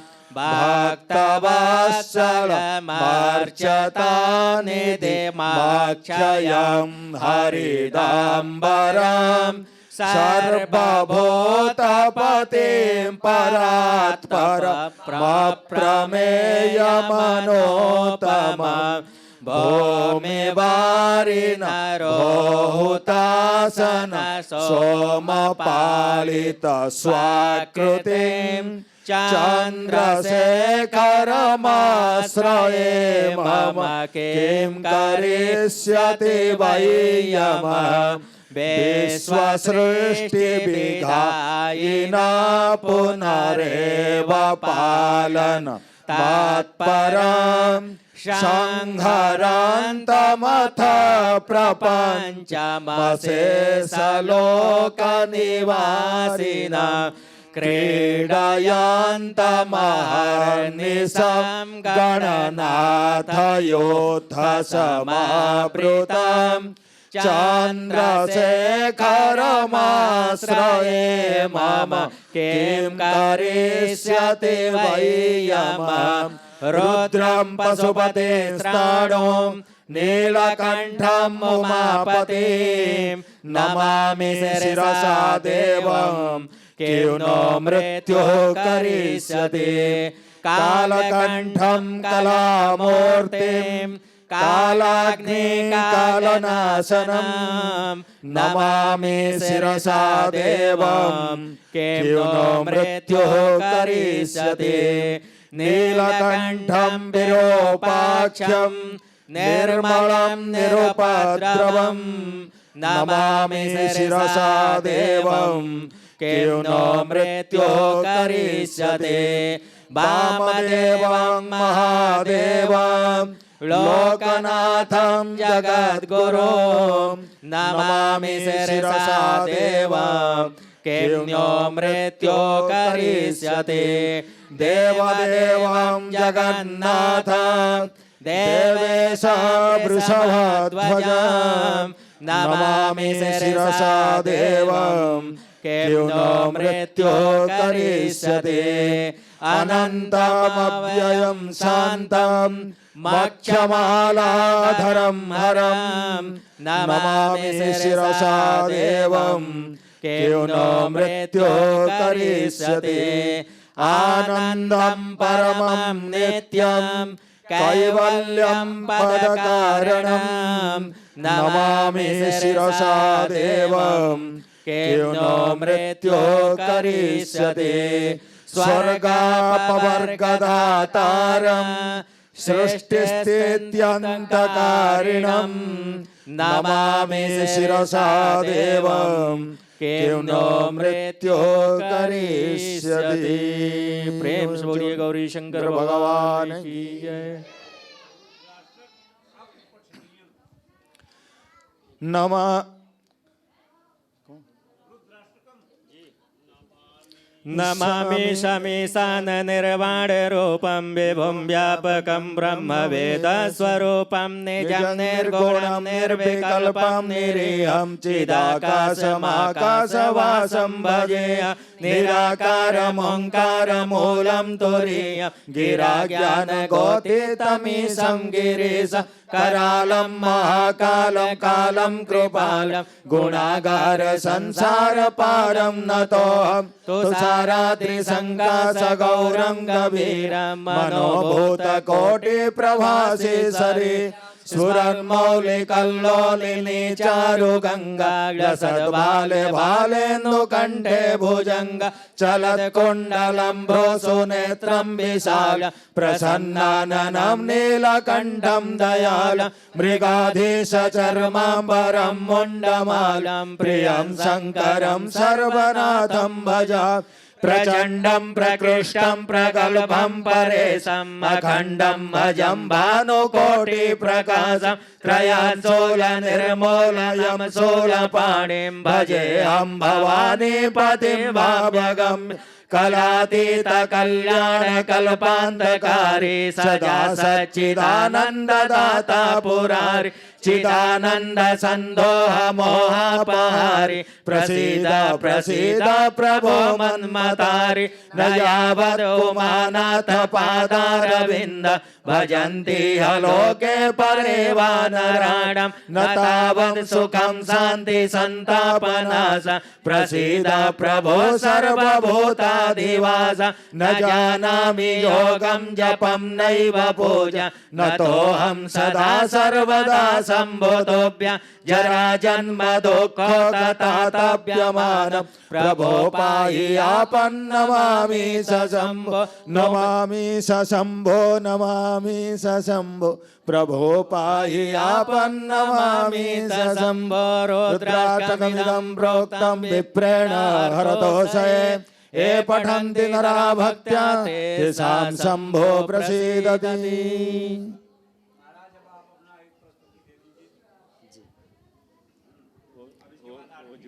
प्रेम से बोले भूतेश्वर भोलेनाथ की जय। गोपेश्वर भगवान की जय हो। अरे एक दिन वो भोले भंडारी बन के ब्रिज की नारी गोकुल में आ गए हैं, गोकुल में आ गए हैं।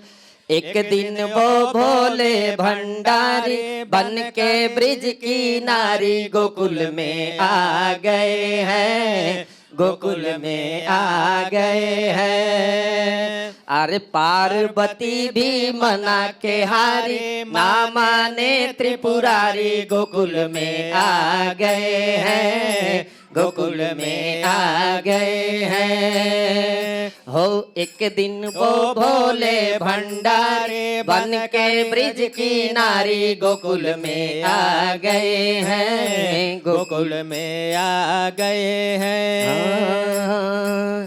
पार्वती से बोले मैं भी चलूंगा तेरे संग में।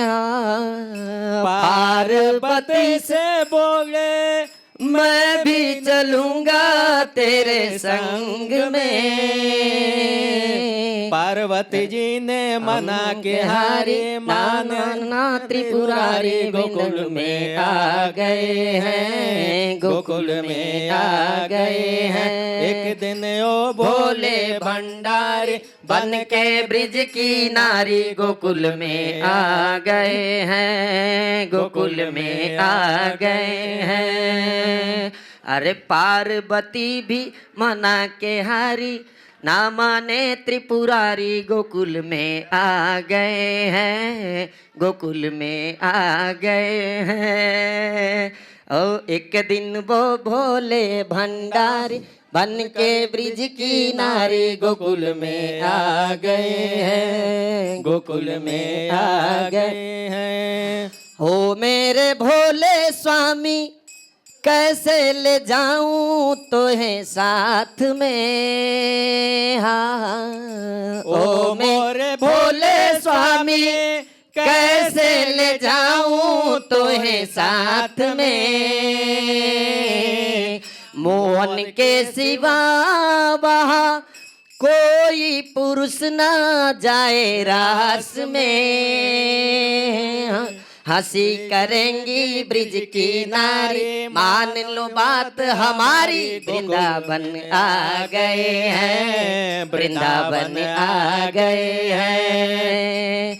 एक दिन वो भोले भंडारी बन के ब्रिज की नारी वृंदावन आ गए हैं, गोकुल में आ गए हैं। भोले बाबा कहते हैं ऐसा बना दो मुझको कोई न जाने इस राज को। ऐसा बना दो मुझको कोई न जाने इस राज को। मैं हूँ सहेली तेरी ऐसा बताना ब्रिजराज को। मैं हूँ सहेली तेरी ऐसा बताना ब्रिजराज को।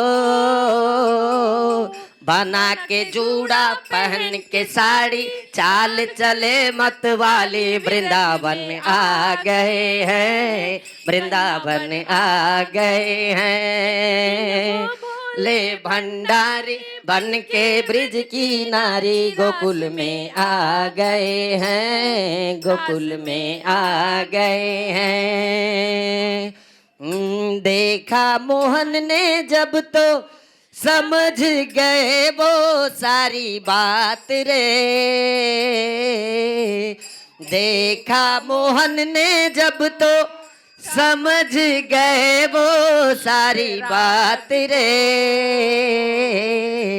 ऐसी बसाई बंसी सुध बुध भोले भोलेनाथ रे। ऐसी बजाई बंसी सुध बुध भोले भोले नाथ रे। सर से खिसक गई जब साड़ी, सर से खिसक गई जब साड़ी। मुस्काए गिरिधारी वृंदावन आ गए हैं, वृंदावन आ गए हैं। हो ओ भोले भंडारी बन के ब्रिज की नारी वृंदावन आ गए हैं, वृंदावन आ गए हैं। पार्वती भी मना के हारी ना माने त्रिपुरारी वृंदावन आ गए हैं, वृंदावन आ गए हैं। पार्वती भी मना के हारी ना माने त्रिपुरारी वृंदावन आ गए हैं, वृंदावन आ गए हैं। प्रेम से बोलिए भूतेश्वर भोलेनाथ की जय।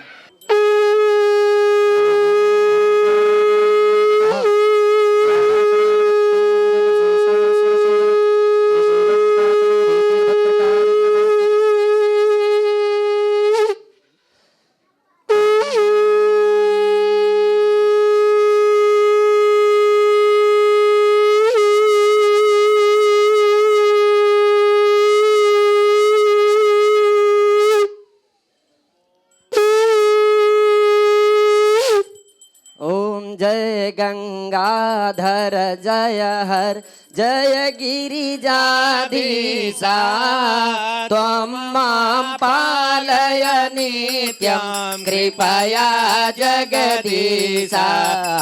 हर हर हर महादेव कैलासे गिरिशिखरे कल्पद्रुम विपिने गुंजति मधुकर पुंजे कुंजवने गहने कोकिल कूजित खेलत हंसावन ललिता रचयति कला कलापं नृत्यति मुद सहिता।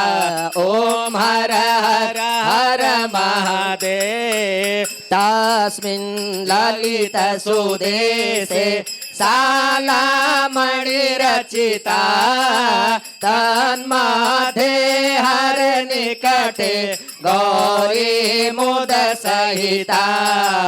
क्रीडा रचयति भूषा रंजित निजमीसा इंद्रादिक सुर सेवत नामयते शीशम्। ओम हर हर हर महादेव विबुध वधू बहु नृत्यत् हृदये मुद सहिता के नर गायन कुरुते सप्त स्वर सहिता। धीन कत थै थै धीन कत मृदंग मादयते क्वर क्वर ललिता वेणुं मधुरं नाटयते। ओम हर हर हर महादेव ऋण ऋण चरणे रचयति नूपुरमाज्वलिता चक्रावर्ते भ्रमयति कुरुते तां धिकतां तां तां लुपचुप तां तां डमरू वादयते अंगुष्ठांगुलिनादं लासकतां कुरुते। ओम हर हर हर महादेव कर्पूराद्युति गौरं पंचानन सहिता त्रिनयन शशिधर मौलिं विषधर कंठयुतं सुंदर जटा कलापं पावकयुत भालं डमरु त्रिशूल पिनाकं करधृत नृकपालम्। ओम हर हर हर महादेव मुंडै रचयति माला पन्नगमुपवीतं माम विभागे गिरिजा रूपम् अतिललितं सुंदर सकल शरीरे कृतभस्माभरणम् इति वृषभाध्वज रूपं तापत्रयहरणम्। ओम हर हर हर महादेव शङ्खनिनादं कृत्वा झल्लरिनादयते निराजते ब्रह्मा वेदरिचां पठते अति मृदु चरण सरोजं हृत्कमले धीत्वा अवलोकयति महेशम् ईशम् अभिनत्वा ॐ हर हर हर महादेव। ध्यानम् आरति समये हृदये अतिकृत्वा राम श्री जटानाथम् ईशम् अभिनत्वा संगतिमेवं प्रतिदिन पठनं यः कुरुते शिव सायुज्यं गच्छति भक्त्या यः शृणुते। ॐ हर हर हर महादेव ॐ हर हर हर महादेव ॐ हर हर हर महादेव। कर्पूर गौरम करुणावतारम संसार सारम भुजगेन्द्रहारम सदा वसंतम हृदयारविन्दे भवं भवानी सहितं नमामि। त्वमेव माता च पिता त्वमेव त्वमेव बन्धु च सखा त्वमेव त्वमेव विद्या द्रविणं त्वमेव त्वमेव सर्वं मम देव देव त्वमेव सर्वं मम देव देव। देवी प्रपन्नार्ति हरे प्रसीद प्रसीद मातर जगतोऽखिलस्य प्रसीद विश्वेश्वरि पाहि विश्वं त्वमीश्वरी देवी चराचरस्य मनोजवं मारुततुल्यवेगं जितेन्द्रियं बुद्धिमतां वरिष्ठं वातात्मजं वा नरयोध्यमोख्यं श्रीरामदूतं शरणं प्रपदे श्रीरामदूतम् ओम जलेन शीतलीकरणं पुष्पै देवाय वन्दनम् आरोग्यार्थे आत्माभिवन्दनम्।